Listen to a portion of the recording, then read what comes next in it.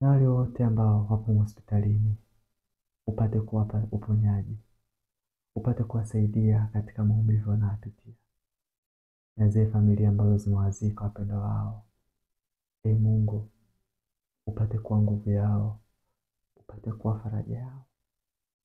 Hakuna lugha yoyote ya kibinadamu ambayo inaweza kupatia moyo, haipo. Lakini tuna imani na upendo wako mtakatifu, na imani na nguvu yako. Wewe peke yake ndiye ambaye unaweza kuona ile machungu na matatizo ambayo amepitia. Wewe peke yako ndiye ambaye unaelewa ugumu wa shida ambazo wamezipitia.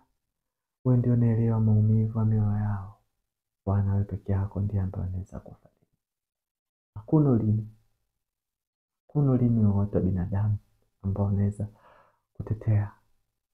kuwatetea na kuwapa faraja. Hakuna ulimi wowote wa binadamu ambao unaweza ukanenea magumu wanayopitia ama majeraha ambayo wanapata ndani ya moyo. Mioyo ya Tanzania, mioyo ya wale wote waliojeruhika, Ee Bwana, itazame na unisaidie.